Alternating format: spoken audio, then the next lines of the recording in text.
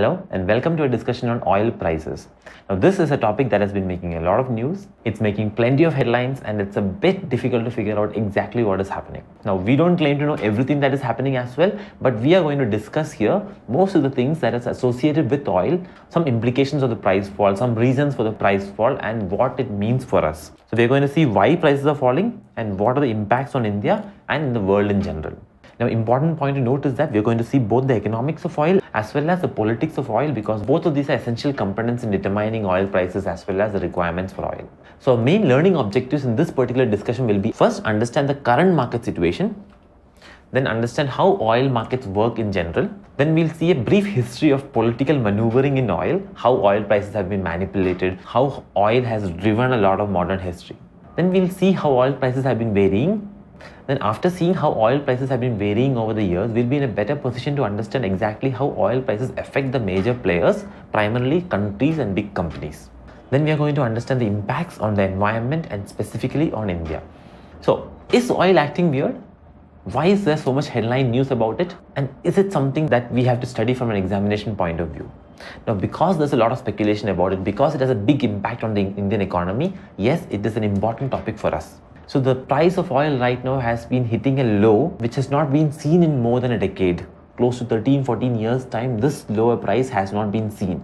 So that is something that is a bit weird, but it has happened before. So it is not unheard of. So a barrel of crude oil used to cost around $115 in July 2014.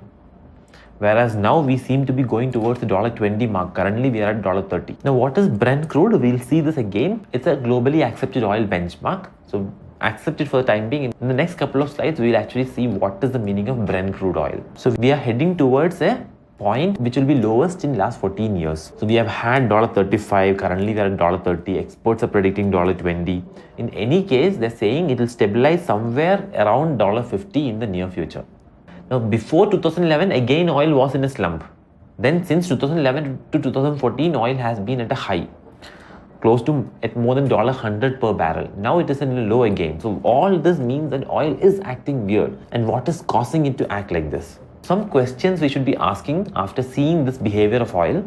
One is, why is it behaving in this manner? What is causing the oil prices to fluctuate so much, all the way from $100 to $35 back to $100, etc.? Why is it behaving in this manner? And even if it does, why should all of us be so concerned about it? Why are we all focused on it? And what would happen if oil actually becomes cheap? What kind of world would we be living in then? What is the impact on the world and on India?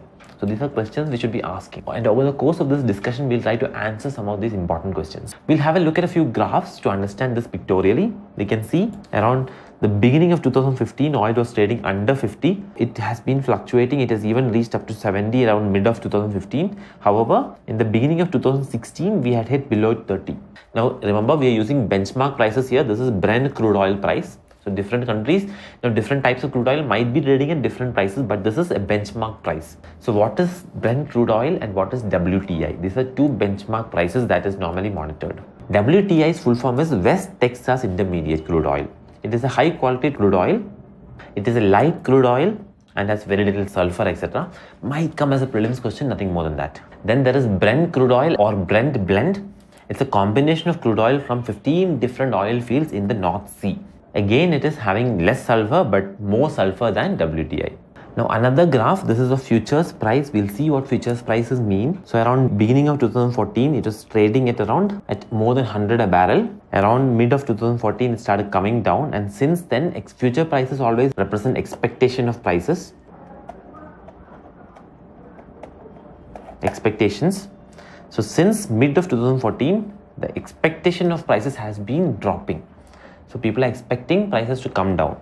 So various things has contributed to this. Economic growth started coming down. Extra production happened via Libya, etc.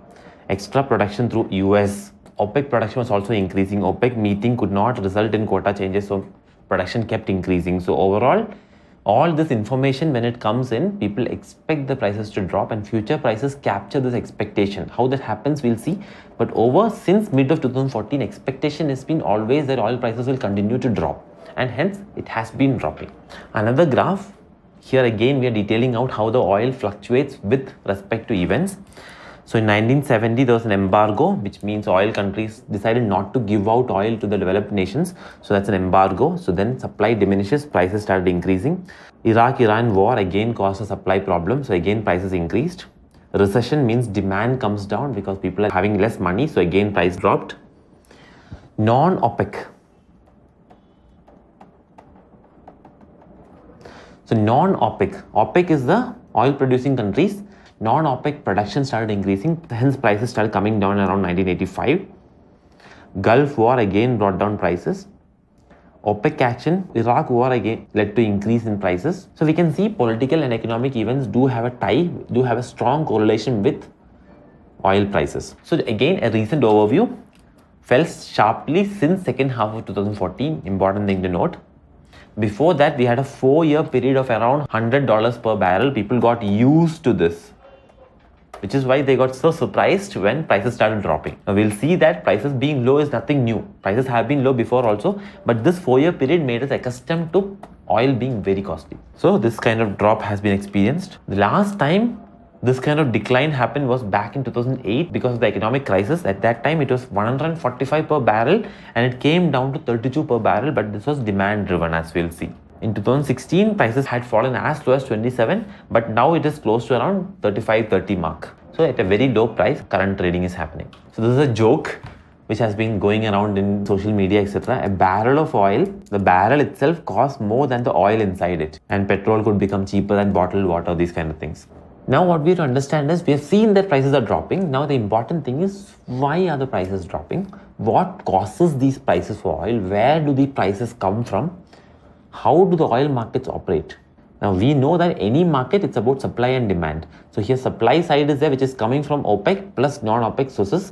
And demand side is there, primarily driven by developed and fast developing nations. So developed countries like US and fast developing countries like India and China are the drivers of demand. So who is responsible for the current oil decline in prices? Is it demand side or supply side?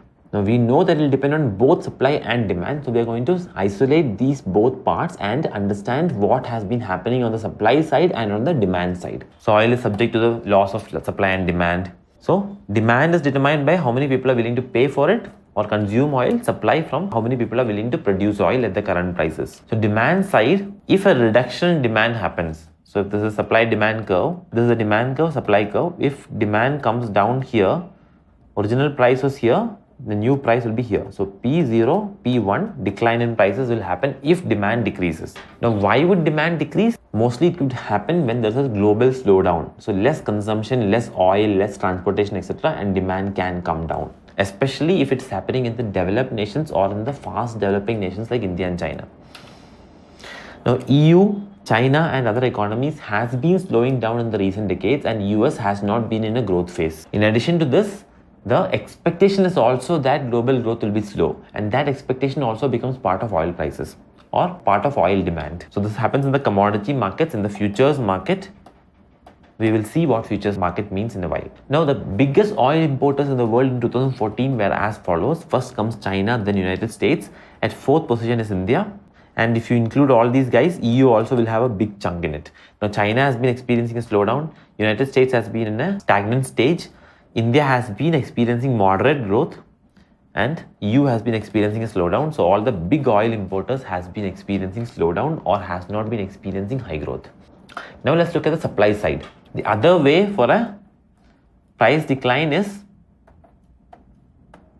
supply increases. So price was here, now price becomes less. So P0, P1, price has come down. Now, supply side traditionally has been dominated by the OPEC, Organization of Petroleum Exporting Countries. However, now a lot of non-OPEC players are also becoming an integral part of the supply side. Now, to control the supply side, OPEC conducts regular meetings. They set production quotas, each member how much they should produce, etc. We'll be seeing this again in detail. Now, over the last couple of years, this mechanism of meeting and setting production quotas has broken down, which means excess supply has been happening in the market. In addition to this, the non-OPEC, primarily led by US, has been stepping up production, increasing production, getting market share. And they're doing this primarily through unconventional production methods such as hydraulic fracturing or fracking, horizontal drilling. Such methods are being utilized. So they're going for innovative new methods which is increasing supply in the market. In addition to this, environmental concerns, greenhouse concerns, climate change concerns are causing a lot of customers to move away from fossil fuels towards cleaner fuels, and that again is bringing down the demand for fossil fuel and also investments in fossil fuel, and thus the supply side. Overall, we can say there has been an increased supply of oil and of oil substitutes such as green energy. Plus, there's expectation of such increased supply, so overall prices are dropping because of the way my supply curve behaves. Now, these are some of the big oil producing countries. We can see Russia here, Saudi Arabia, Iran, etc. here, America and Canada here, some big oil producing countries. Among them, these are the OPEC countries. So you should know the names of the OPEC countries because of the potential UPSC question. A question could come, which among the following is not an OPEC country, and some list might be there. Plus, there could be Australia, and that would be the answer. So that kind of questions are something you should expect. So again, this time a bit more information about the OPEC countries. These are the names of the countries, when they joined OPEC, and the location. So you can see there are 3 countries from Africa. Most of them are from Middle East, 1 from South America, and 1 from Asia. A question has come before in UPSC, which is the country from South America which is there in OPEC. Only 1 country is there, Venezuela. From Asia, only 1 country is there, Indonesia. So those are points you can keep in your memory. Another type of question could be, which is the only non-Middle East country which is a founder member of OPEC? Again, Venezuela becomes the answer. Those kind of questions are possible. So have a good understanding of these members. Now, in terms of production by the OPEC members, Saudi Arabia dominates the field, Iraq and Iran are second, then there is UAE, Kuwait, etc. Libya is pretty much at the lower spectrum. In the non-OPEC countries, the big countries are USA, Canada, China, Brazil. US dominates the non-OPEC countries, as we can see here. In 2014, this much was there. Now in US, a big chunk is becoming non-conventional production. Now before oil producing countries came into the picture, Texas used to be the big oil producing state in US. So US used to dominate earlier, then the Gulf countries started dominating, and now US is trying to wrest back control over oil. Now supply and demand, we've seen both sides, and then sometimes mismatches can happen. So on average in the last 2 years, close to 96.3 million barrels per day of oil has been produced, only 94.5 were consumed. So the difference, around 1.8 million barrels, has been going into storage tanks, which in turn are filling up fast, which is one of the reasons why UAE has recently asked India that if India can give some of a storage facility to them. So storage itself is running out because too much oil is being produced, in excess of supply over demand. Demand itself is low, supply is too high. We will see this in a bit more detail later. Now we've seen supply and demand, but supply and demand can't change very fast. And how does oil price keep changing so fast all the time? The short-term fluctuations in oil cannot be accounted for purely in terms of my supply and demand framework of normal oil production, of oil as a good. We have to also see commodities market where people trade who does not need oil itself but is actually investing in oil for speculating in oil. So they also influence the price of oil. So that is also a market I should consider. So what they do is they bet whether oil prices will go up or down. So when you purchase oil, your demand is basically made up of your willingness to buy the oil. So you're not betting on anything. But when somebody buys a futures contract, what he essentially does is he's saying, I will buy oil 6 months later, and I'll buy it at $50 per barrel, for example. I may be betting that.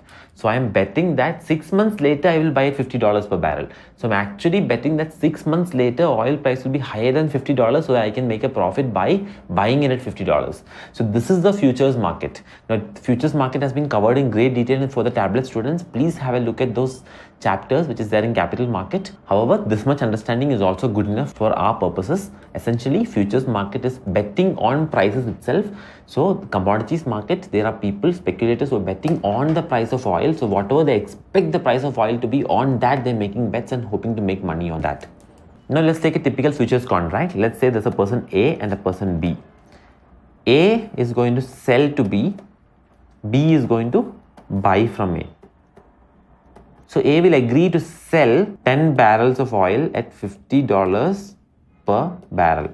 And B is agreeing to buy it at that time, 6 months later. So A is effectively saying that I am expecting prices to be less than $50, so I am selling it to you at $50. Now, who's the investor here? B is an investor here who's investing in oil futures. Now, he's agreeing to this. Now, suppose the current price is $100. Now, he would agree to a $50 buying because he's expecting prices to come down.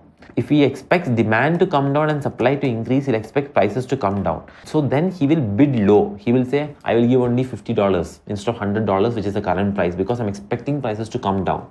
So this is how markets work. Your expectation of events can cause oil prices to come down. Normally, when will price come down? When demand comes down or supply increases. However, in the futures market, price can come down in the expectation of this happening. So suppose there is a war that might happen between Iran and Saudi Arabia, imagine. Now, when it happens, that might disrupt supply, cause my supply to decrease and increase my oil prices. However, even before that actual event happens, if these people expect that event to happen, they will expect supply to decrease and then prices will start increasing now itself in the expectation of a future event. So that's how futures market affect the current prices. So it is not complicated. Please draw this out for yourself one time and you'll understand this perfectly. And tablet students, you should check out this chapter, Capital Market, to have a complete picture of how futures market and forwards market, etc. works. So if the investor expects more supply and less demand, he will bid less. If he expects less supply due to political instability, etc., he will bid high, expecting prices to increase, all those kind of things. And prices will react to this today itself. So in expectation of future events. So this is what contributes most to short-term price of oil. This is what we should keep in mind. So overall, is it supply to be blamed or demand to be blamed? We still have to understand that question. Demand has fallen because of EU, Brazil, China, etc. However, supply is very high. US production has become at its highest in last 30 years. OPEC has kept on pumping more oil. They have not been able to bring down because OPEC meetings, countries are not agreeing on quota anymore. So they are pumping a lot more oil than they would have liked to. Libya, Iraq, etc. in spite of political instability is still producing a lot of oil. Iran has also now come into the picture. They will also be producing oil. So supply side is the actual reason we can say why the price is low in the market today. Now, will demand start picking up after some time? Will supply be cut down? How will prices react? We can't be sure right now. So a summary of why oil prices are dropping. Increased global supply, one reason. US oil boom, excess production in non-OPEC US. Increased output from Libya, Iraq, etc. OPEC infighting means they cannot set quota and supply has gone up. European economic outlook has meant demand is down. Asian demand is also down primarily because of China. So all these has together made the current oil price drop feasible. So overall, again a summary slide. This is a revision slide for you. So quickly, China, EU crisis, devaluation of yuan, which is again impacting China. Increases in oil reserve, countries are able to produce more.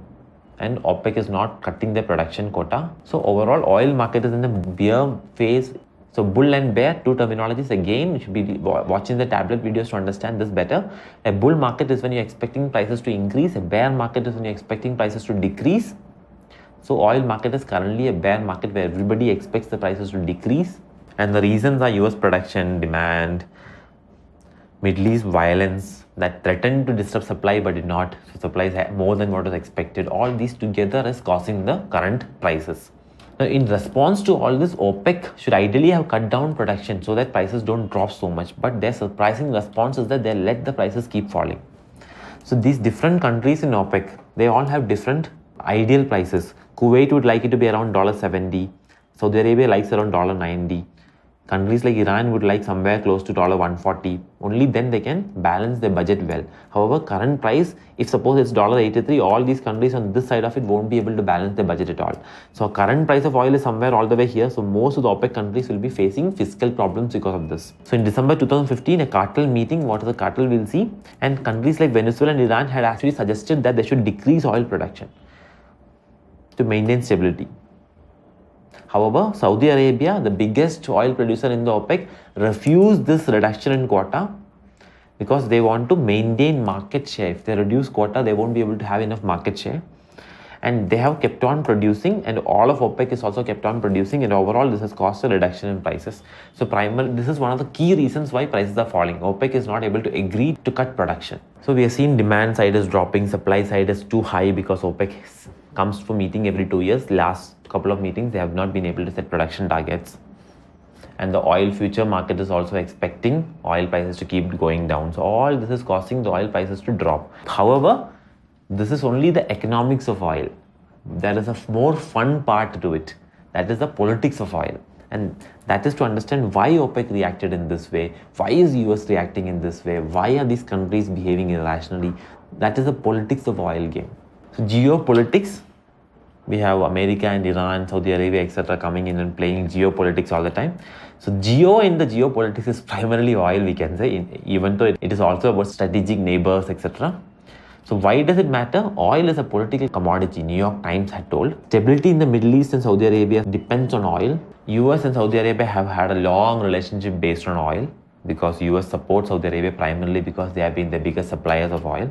So all this means geopolitics is really, really important. Now, some roadblocks for me is that internally governments are controlled by oil, so they are too dependent on oil.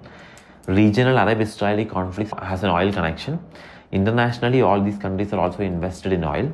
In addition to the Sino-Saudi relationship has been booming, and that has been a cause of concern. So overall, we should be watching the changing geopolitics, especially China and what China does in the Arab and African countries, and be aware of any future possibilities such as an Iran-Israel war. So all these aspects of geopolitics will have an impact on oil prices, so we should be aware of them. Now we are moving on to history of oil and how oil has affected the politics and economics of the world. Now historically, supply side has been primarily controlled by OPEC. Before that, it was US. So we'll quickly see what is OPEC, how are they formed, how are they controlled, how did they try to intervene in the market, when did they realize their power, like Hanuman, who did not know his own power. OPEC also did not know its own power, and how did they realize it, and how that affected the US, and what has been US's reaction, how has that caused increased tension, geopolitical tensions, and what has caused US to really step up production, and why is now OPEC trying to oppose US increasing power in oil. All this oil politics is what we are going to quickly summarize now. So the OPEC was formed in 1960. It was originally formed by 4 Gulf nations: Iran, Iraq, Kuwait, Saudi Arabia, and Venezuela. The idea was they wanted to create higher prices for crude oil, which was their primary export production. By 1973, 8 other nations had joined. So overall, it's a cartel. A cartel is always formed so as to increase prices by artificially reducing supply. So the aim of OPEC is to reduce supply. So when OPEC does not work well, supply can increase. Keep this in mind, and supply part is clear for you. So set up in 1960. This is the principal aim of OPEC. 40% of crude oil production was from OPEC. Exports represented 55% of crude oil export. Now, before 1970, OPEC countries did not really play a major role in the first 10 years of their existence. But in 1970, the power started becoming in the hands of the countries instead of in the oil companies. So these countries started changing the pricing system of oil. So in 1975 to 1985, oil production increased from 48% to 71%. Mid-1980, for them, market share started falling down as non-OPEC production started increasing. So their market share started going down. Now a cartel or a monopoly cannot work well unless they have market share. Now obtaining market share is very important. Without market share, you can't have profits. Now, the idea of a cartel or a monopoly is to keep supply low so as to keep prices high. However, if I'm keeping supply low and other people are supplying, I lose market share. Now, I don't want to lose market shares. Now, sometimes to increase market share, I might actually reduce my price and increase my supply just to get the market share.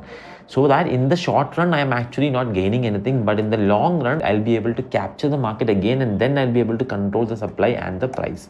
So market share is again very important for any cartel, monopoly, OPEC, whether it's Amazon, all these people want market share first. So OPEC also is now focusing on market share, because since 1980, the survival of OPEC itself is in question as they started losing market share. Keep this point also in mind. So in 1971, this is how much they used to produce.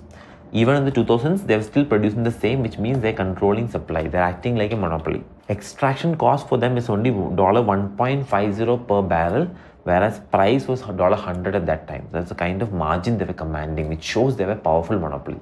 OPEC, of course, denied all this, and they used to say it's all because of speculation. However, it was because of cartelization. And cartelization is normally illegal. So how do they act like a cartel? They keep a specific quota. All of them will come together and decide how much they will produce, so that they have a control over the market. And what used to happen is that quite often these production ceiling or quotas, individual members used to violate them. So 1985 oil prices actually started dropping because individual members started violating them. 1990s, 1993, all these times individual members will not always accept what the OPEC is trying to do. The problem is that there will be a lot of speculation, plus fluctuation in quota decisions also causes prices to fluctuate. So and sometimes OPEC might make mistakes. They might increase prices and thereby reduce global demand, and which in turn causes a reduction in prices, volatility, etc. So these kind of things are also possible. But more importantly, maintaining the right price is very difficult in cartel. Different countries might have different requirements. As we saw earlier, Iran wants very high prices, whereas somebody like Saudi Arabia might be okay with sub-100 prices. So how to allocate quota among the OPEC members, how to decide on a price which is good for all the OPEC members, is all very, very difficult. It takes a lot of negotiation, and normally this is a problem with this kind of cartels. It's very difficult for all the producers to agree about what is best for all of them. So in around March 2000, what OPEC did was they set a price band, $22 to $28 per barrel. They decided we'll keep the prices in this band and adjust our supply so as to keep prices in this band. And they will adjust production based on this basket price. In 2005, they suspended this price band mechanism because it was not really able to maintain that price band. They didn't have the control over supply which is required to maintain prices. Now, while OPEC was having all these troubles, US came to the fore in the market. Oil has been a very important tool, and US has always wanted to control it. Now, important thing to understand is that in 1970s, in response to the fact that US was supporting Israel, the OPEC countries put embargo on oil to US and to the developed countries. Now, when you put an embargo in those countries, supply reduces and prices started rising. So this affected US very badly. A lot of industries were affected, and US became really, really afraid of oil. So US wanted to never to have such a situation again, which is why they started focusing on oil a lot. Since then, US has been trying to become more energy independent. Two ways they try to do this. One is playing geopolitics in the Middle East, whereby they try to take control over countries which has oil production. Second is trying to step up its own production, innovative methods like fracking, etc. In the first aspect, US has been a spectacular failure, we can say. In the second aspect, there has been reasonable amounts of success. So US even became the world's second largest exporter, even the first largest producer. All these things US was able to achieve by its focus on oil. So overall, OPEC and cartels has not been a happy story. Cartels tend to break up. We'll see how that happens. So overall, we can say US overtook in production and the OPEC cartel broke down. So overall, the cartelization was not an effective strategy for the OPEC countries. Now, if there are only a small number of producers in any market, they can actually collude, come together and decide to set the prices. They can act like a monopoly and they can get higher profits. So whenever there are only a small number of producers, there will always be a temptation to collude. When they do so, we call it a cartel. Now, even though there's a temptation to form cartels, there's also a high probability that cartels normally will break down. This is because different countries will have different production costs, different capacities, etc. So they will not be easily able to maintain a quota which is good for all the member countries or all the member companies. So the price that is agreed upon normally will not be good for all the producers. So they will all have a temptation to cheat. They will actually want to supply a bit more so that they can get a bit more revenue. Because under a quota system, suppose you're keeping a quota, each country can produce only 10 barrels of oil and the price is 10 barrels of oil. The price is pretty much fixed because of overall production. Every country might have a temptation. What if I produce 15 barrels? I'll get that extra $50, which will be very useful for me. So a lot of countries will tend to have this temptation to cheat, and that causes cartels to break down, because if one country cheats, other countries also might tend to cheat, and if all countries cheat like that, prices won't be where you want them to be. Prices will actually start dropping and all of them revenue comes down. The incentive to cheat was because price was fixed, but when prices come down, all of them are hurt. So that kind of a mechanism goes on between any cartel, and eventually cartels tend to break down. That is the economic theory behind it. This is based on a concept called prisoner's dilemma, which is again explored for the tablet students in various chapters. So you should be having a look at that. So overall, the US production plus the logic of cartels together meant that OPEC started having much less control over the oil market. So earlier they used to have a lot of control, had a large market share. However, US has now started capturing a lot of those market share. Non-OPEC market share is increasing, and cartel has started breaking down. They're not able to agree. They were supposed to have an output ceiling of 30 million barrels per day. However, the output actually went beyond the 30 million barrels. Some countries wanted to limit production, as we saw. Saudi Arabia was not willing. So overall, the cartel could not agree. The mechanism broke down. So together, OPEC control has drastically reduced in the world oil markets. In addition to this, there is Iran. Iran and Saudi Arabia has a lot of conflicts between them. So this conflict between OPEC's largest two members means that any chance of cartel agreements, production agreement is actually slim. Now you must be aware that US recently lifted economic sanctions on Iran based on its nuclear program. Now one logic of US withdrawing the sanctions might be that by Iran entering the market, Saudi Arabia and the other OPEC countries actually have less power in the oil market because Iran will now be a US ally. So US now has more power in the oil markets. So that could also be a logic behind why suddenly Iran sanctions were lifted, even though it was a long process, how it was expedited so much. Now US drilling cost has been declining over a period of time. So US is becoming more efficient in producing this non-conventional sources of oil. Now this is an OPEC league table. Here we have oil production and here we have oil reserves.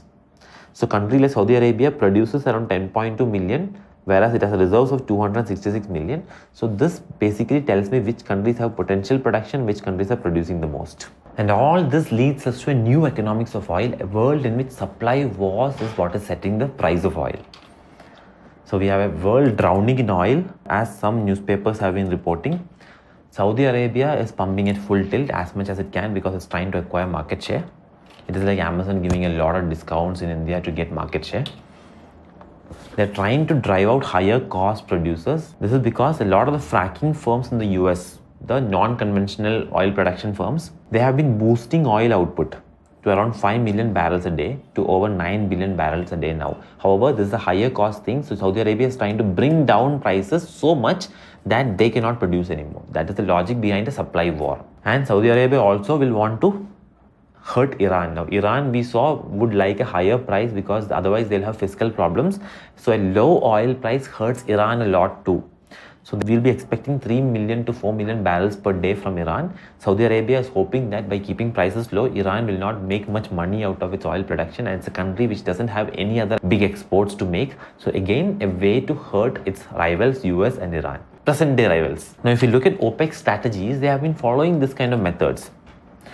The biggest decision was embargo in 1973, and they also caused a tripling of oil prices in 1978-79. So they have sometimes successfully increased prices. However, efficiency gains, new oil production methods, overall OPEC control has been declining, as we saw. During the Asian financial crisis time, OPEC had intervened because prices had come down to around $10 a barrel. At that time, they had agreed for price bans. Let's keep price bans, as we saw. In November 2014, all price banding has been given up. Now it is market share, which is their motive. So they are willing to tolerate low prices just to get market share. That is what we should take away. Now, when they started doing this, they had hoped to quickly dry out higher cost American producers.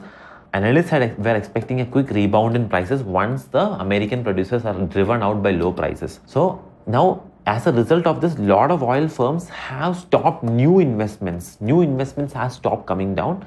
However, production has not been stopped. They were trying to drive out existing firms. They have only driven out new firms. Existing firms are still producing despite low oil prices. So instead of quick rebound, we are now expecting low oil prices till at least 2017. So overall, markets remain bearish. Iran is the main cause of this because once Iran comes in, even more supply will come. So market is expecting more supply. When market expects more supply, future prices will come down. So market prices come down because of this expectation. And overall, the rivalry between Iran and Saudi Arabia makes the market pretty confident that they're not going to be able to set any new quotas. Now, all this is actually not new tactics. This is just old tactics in old bottles only. It is not even in a new bottle. So OPEC has previously thought of that attempting to flood the markets with very low oil will drive competitors out of the market. In the mid-1980s, they had tried the same method. They were trying to undercut North Sea producers. In the end, they actually trying to defeat each other, tried to compete with each other for market share, and overall weakened prices a lot, hurt their own budgets and fiscal policies, and prices took a long time to recover. So this has happened before. This is not the first time. So around 30 years ago, the same things had played out. Daniel Lurgin's famous book is there called The Price. It's about oil and oil mechanism and oil politics. So he quotes an American academic who says, it is harakiri for oil producers to produce so much oil and reduce prices. What is good for them would be a reduction in production. Now, whether they are able to do that depends on how effective cartel is.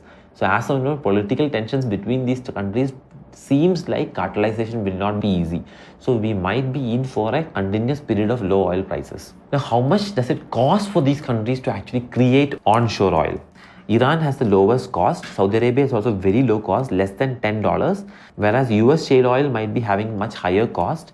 Things like Canadian oil sands, Brazil, etc. requires much higher costs. Now, one important effect of low oil prices is that whenever a commodity costs more to produce than the current market price, which means the market price is too low, producers actually stop producing it or stop investing in new production. So when crude oil was more than $100, all producers were willing to explore all areas, create all kinds of technology to get oil because it is so expensive. It was liquid gold. They were going to the Arctic, West Africa, and even below the coast of Brazil to drill for oil and find oil. So all the investment exploration was possible because oil was so expensive. But the moment prices come down, all this investment will not make sense. Return on investment will not be there because the return part price is so low. So all these investments are now on hold. Even in America, spending on fixed assets in the oil industry, which means new investment, has been declining, and it's been very rapid as well. Now, this would mean future production of oil might be impacted. So in the future, prices might rebound because of this phenomenon. Now, what could be the impact of all this? For that, we have to go back and see when were the last few times oil became very low in price and what are the causes of it, what are the impacts of it. So we should learn from the past. Since June 2014, the prices have been dropping. This has been the third largest among 6 significant decline episodes over the past 3 decades. In all the previous episodes, it was caused by a period of weakening global growth. So demand decrease had been a primary player in causing it. And usually they were followed by slow recoveries, especially in the oil importing countries. So these are some of the examples of major oil declines. One is 85-86 period, 90, 91, 97, 98, 2001, 2008, 2015. Now this was primarily because of 2008 crisis.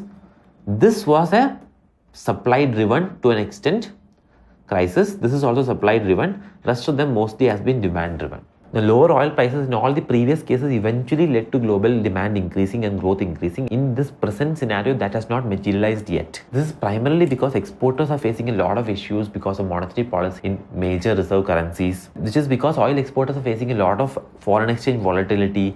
Chinese slowdown has had a big impact. So overall, as these economies recover, we might have an increase in demand and prices of oil might also recover. Now, appreciating dollar is also another significant difference between earlier instances and this instance.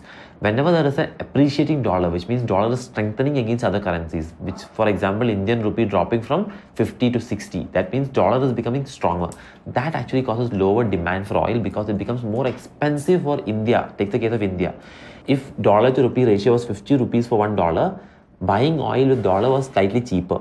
But as the dollar appreciates, we'll have to pay more rupees per dollar, which means say 60 rupees per dollar, 70 rupees per dollar. Oil is bought in dollar, so oil becomes more expensive, demand comes down. So appreciating dollar leads to lower demand for oil in the oil importing countries, especially the developing countries. So overall, this is a new oil map. We have crude oil production of 2 types, conventional, OPEC and non-OPEC, unconventional, primarily non-OPEC. Conventional means existing resources, unconventional, new resources. Now let's look at the unconventional part here. We have existing sources, which is based on oil sands, biofuels, shale oil, etc. Oil is already there, new methods of extraction. We also have new sources, such as all these shale oil reserves in all these areas, which is not tapped yet. Arctic exploration to go and see if oil is there. Deep sea oil exploration, especially in Brazil. Coal liquefaction technology, especially in China. So these are some of the new things that are happening in the oil industry. We should be aware of these things. So overall, today, what is the scenario like? OPEC has broken down, supply is too high, there's a supply war going down. OPEC is trying to drive shale producers, etc. out of the market. OPEC is trying to drive green energy out of the market. No one is backing down, everybody is producing more, everybody is trying to get more market share. Expectation is also that future oil prices will go down. So overall, we can expect prices to decline in the near future. Now this is like a Flipkart versus Amazon. Imagine that Flipkart and Amazon wants you to buy the product from their website. Now both of them are trying to drive down prices. It's a price war. They are giving you a lot of products and keeping very low prices. Suppose Amazon is OPEC and Flipkart is the existing producer in India. So Amazon is putting very low prices that Amazon is hoping is not as efficient as Amazon. and has higher cost of production, acquiring, etc., will not be able to compete at very low prices because they're not making any profit, and over a period of time, Flipkart might retire from the market. Same thing Saudi Arabia is expecting from US. So Saudis are trying to shut down higher cost US producers. Think of Flipkart versus Amazon.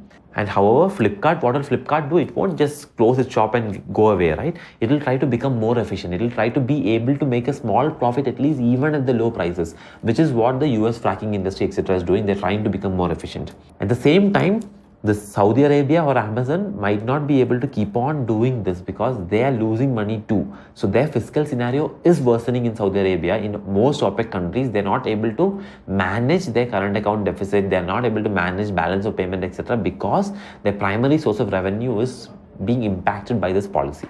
Now, another fun part of this is that all this extra supply, demand is less than supply, which means there will be building inventory, which as we've seen in our tablet lectures, all this extra inventory, where is it being stored? There is a storage crisis also now. All these countries are not able to find good places to store. They store primarily in oil tankers and in strategic oil reserves onshore. However, these areas are getting filled up. Saudi Arabia, UAE, etc. has exhausted their storage facilities, and now, as in the news recently, UAE is asking India if we can store some of their oil, and we will be given 2/3 of the oil free if we do that. Oil is anyway so free, so India might agree to it. We'll have to wait and see, but it's an interesting development. Now, talking of India, we should be wondering about what would be the effect on India by all this.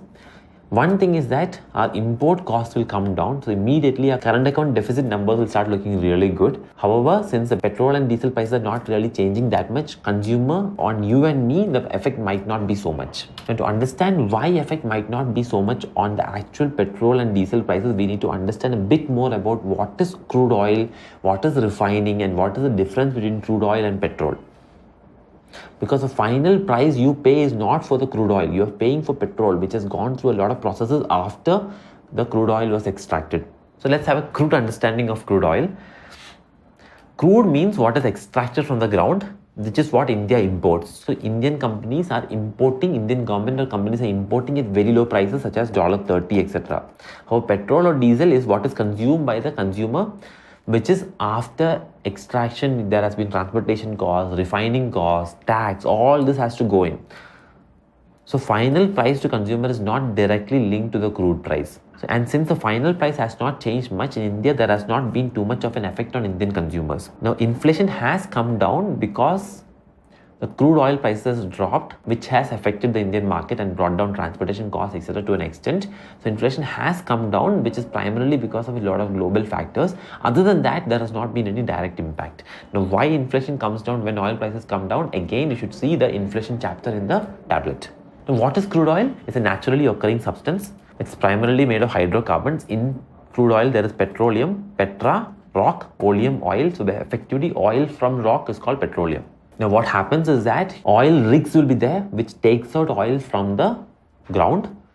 Then through pipelines if it is onshore, and through tankers if it is offshore, these will be taken to refineries. That is what Brent crude goes to the refineries. Now in the refinery, they will have this process in which the crude oil comes in and it is heated up. Now because the different components of crude oil will have different boiling points and different condensing points, they'll all boil at various rates and condense at various temperatures. So as you go up, temperature drops again, so they start condensing, and at various points we take them out and they become various components of crude oil. So all these things are various components. And even bitumen, which is used for tar, that also comes from crude oil. So in India, we primarily import the crude oil, then we refine it, and then our oil companies sell it to us. So our final components will include the transportation cost, the refining cost, and then again transportation cost, and then retail shop margin, wholesale price margin, all these things plus government tax at each process, all these things together becomes a final price. So Indian crude oil prices have been falling by around 23%, but local prices only coming down by 4%. So there's a big difference. Who gets that difference? Oil marketing companies, which does all this marketing part of oil, and government pocket the difference between these two. So overall, despite a lot of deregulation in the oil prices market, Indian consumers are not getting the benefit of the global drop in oil prices. So if you look at the various prices, Indian crude is here, it's been dropping drastically. However, Indian petrol is right up here. So Indian petrol is not dropping as fast as Indian crude oil. So various components of petrol price, there is crude oil price, transport charges, amount paid to dealers, primarily to OMC, refinery transfer price again, paid by oil marketing companies to refineries. Then there is central excise duty, a good amount, dealer commission, any value added taxes, all of them together becomes price to consumer. Now this has not been dropping much, it's pretty much stable. So one question that is often asked about oil prices dropping is, will that cause deflation? In India, it will not really cause a deflation because it is not affecting consumer prices so much. So we saw that OMCs, oil marketing companies, are pocketing the difference. So when prices started dropping, they just had increased margins. So their profit actually started increasing. Even the refineries did not get the benefit. Oil marketing companies and the governments got most of the benefit. Now what the economic survey has to say about this is that they're not allowing the petrol and diesel prices to come down fast because oil prices are very volatile and we don't want our prices to become very volatile. We want to keep it steady. That is the justification given by Government of India. Also, economic survey has told it acts like a green tax which forces the consumers to drive less, etc., which is environmentally friendly. So that those are two justifications given. One, avoid volatility. Two, it's a green tax. Now, what steps have the government and RBI been taking? We have been giving a lot of subsidies to oil companies to keep them solvent because prices are so low, they're not able to recover the cost. This also contributes to increasing prices of diesel and petrol, etc. We have started looking for alternate energy options to prevent such future oil shocks, especially if oil prices start increasing again. If oil prices increase, RBI will increase CRR, repo rates, etc. Now, RBI can increase CRR, repo rate, etc. to make it slightly more tight money policy. So overall, when oil prices move up, not down, opposite of what is happening now, when it moves up, inflation increases. When it moves down, the opposite will happen. When it moves up, government spending on subsidy increases, foreign currency reserves reduce because you import more, exports become weaker because the currency has fallen, GDP is affected negatively, share market crumbles because expectation is low, investment in the market decreases. All these things happen when oil prices move up. The exact opposites can happen when oil prices move down, except for these two areas where even when oil prices move down, the volatility might cause the investments to come down. So what is the future now? We've seen the current scenario, we've seen effect on India. Time to look at the future. What is in store? Investments might go down. OPEC is bidding for power, bidding for market share, and they might regain control if investments come down after some time. But how much of a gap is there, we can't predict. And in that gap, investments might start coming up again because it might be now more flexible to invest in these areas because technology has improved so much. How long can US, etc. keep up this high price manufacturing? Studies say only till $75 it is profitable to produce shale oil. So now it is so much below $75, these companies might be actually losing money and still producing just to keep market share. But how long can they do it? And how long can Saudi Arabia, etc. keep on producing at this level without running into fiscal difficulties, current account deficit, balance of payment problems, etc. Overall, because of this low price, it's like a transfer of wealth between oil producing countries and oil importing countries. So Europe, India, China, all of us are getting the benefit out of this free oil. It's like free oil is being given to us, very cheap oil. Now, Saudi Arabia has stopped acting like the central bank for oil. They used to have excess capacity which they used to use to control the price of oil. But now excess capacity is actually very low. So Saudi Arabia might not be able to control the prices of oil. That might be the actual outcome out of all this. The real takeaway from all this for the global economy. Saudi Arabia can't control the price of oil. Price of oil might become much more volatile than it was earlier. Because now it might be swing production, it is called. Whoever has the excess supply, they'll have the swing production. They can increase or decrease supply to change the price. The swing production might now be distributed across a lot of producers, which actually increases volatility. When it's one or two producers, they can actually keep prices stable. So we might be headed for a world in which not only is prices low, so we'll have a lower base price, but much more volatile. Earlier, we used to have high base price, but less volatility. Now we'll have lower base price and much higher volatility. That might be where we are headed towards. Another graphical representation which shows on Feb 9, $28 was hit. We can see how some of the major events causes these fluctuations. Now again, to summarize, declining oil prices is primarily caused by four aspects: supply and demand, role of OPEC. This is primarily strengthening US dollar causes demand to come down. Middle East countries are back, such as Iran, etc., who are producing more. So in a recap, technological shift from vertical to horizontal drilling, fracking, horizontal drilling, etc. has led to more supply. US and Russia's increased supply, not enough demand from developing countries. Plus, OPEC is clearly saying that we are going to keep supplying. Even though other OPEC members wanted to cut, Saudi Arabia is continuing to produce. So we have a clear case of a price war going on here, as we already saw. Now it's cheaper for them to pump oil, so they are more efficient, and in a price war, normally the efficient guys win. However, US is trying to become more efficient. All the companies is more entrepreneurial in nature. They're all trying to become efficient. They're not giving up. So it all depends on how long Saudi Arabia can keep at it. Even though it is efficient for them, they don't have other sources of revenue which US etc. has. So that might also play an important role. So if this happens, price of oil might stabilize, and then the power might go back to OPEC. So if power goes back to OPEC, we will have a world which again has high prices and stability. If power goes away from OPEC, we will have a world in which low oil prices is there and more volatility. Which is better? We can't really say right now, because low oil prices might have big impacts on green energy, as we will see. So overall, what is the future for energy? Investments might go down. Fracking companies might become the new swing producers and cause more volatility. Who will win and who will lose? Not yet fully easy to predict. Oil economies are suffering right now because of fiscal matters. They are not having other source of income. Their primary source of income is at a very low price. Less explorations might happen, so we might actually have less new oil coming into the market. Now this will have big impacts on various countries. Countries like oil importers will be benefited a lot. Bad news for oil exporters. Oil exporting countries like Russia etc. has a lot of tax revenues coming in from oil. So their budget is badly affected by this. So these are the big countries who will be badly affected. United States of America is both an exporter and an importer. It's an exception to the rule here. So Russian budget heavily relies on oil income. More than half its budget revenues come from selling oil and gas. So they might even go into recession. On Iran, again, high prices are required. Severe economic problems are expected otherwise. So it is expected that Iran might even go for a nuclear deal with US to reduce economic sanctions, which is exactly what played out. In US, both effects will be there. Oil prices come down, that can actually cause increased demand, that can actually cause more growth. At the same time, they might have a small fiscal problem because their revenue from oil might come down. So some people, it will be good for them, some people it's bad for them, especially for Texas and North Dakota, which are the oil producing states. So oil producing states might have a bad impact. So oil prices are likely to be good for 42 states and bad for the other 8. So overall for the US economy might be actually good. So at a global level, we might have multiple impacts. Global demand might increase, OPEC's power might decrease, benefit for Western and European, they might be able to come out of the depression they are in. More new undertakings might come down, which might actually be good for green energy. Reduction in commodity price might happen, devaluation of currencies might happen, some global impacts. Oil importing countries might be affected via increased real income because consumption increases.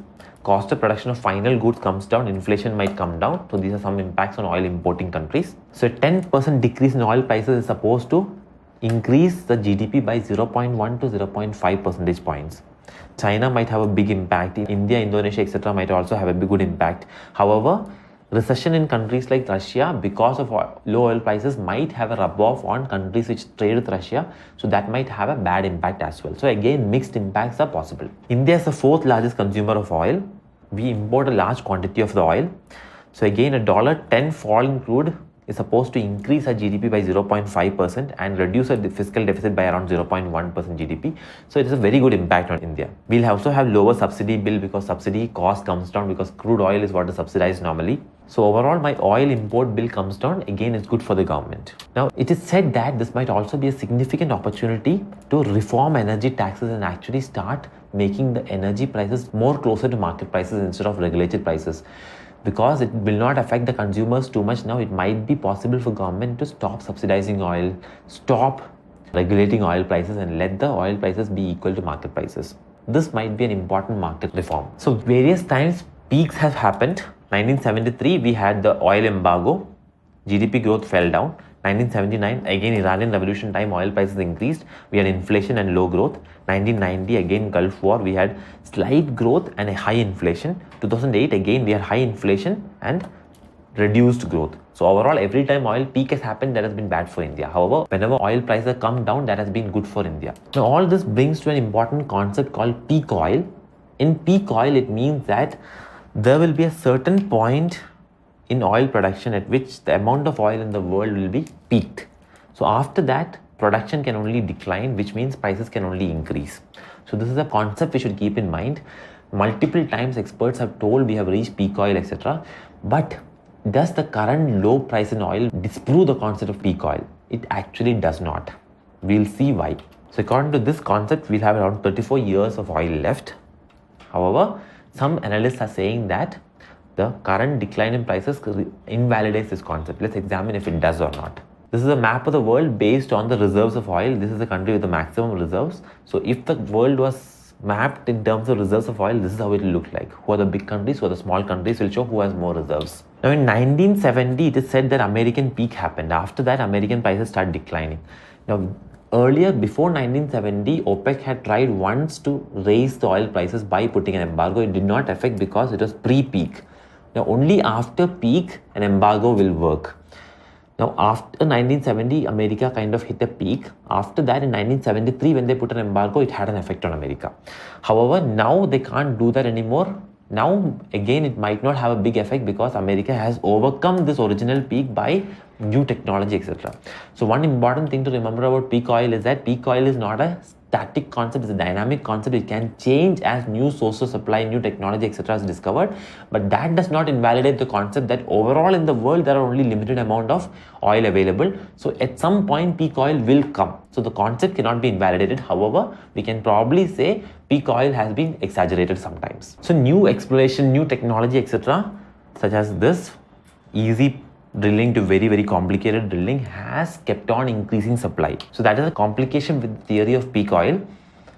At any certain point, oil reserves, there's a certain stock of oil reserves discovered, but there are also things that are not yet discovered. We might even come up with new sources of energy. So all this might actually bring down prices, but in the very long term, the concept will still apply. That much we should take away. So overall, we have had downward as well as upward peaks, but in the long run, we don't really know because we have yet to wait and see how the energy scenario plays out. Now, there's a green side to this whole debate. Cheap oil is said to have a green lining as well.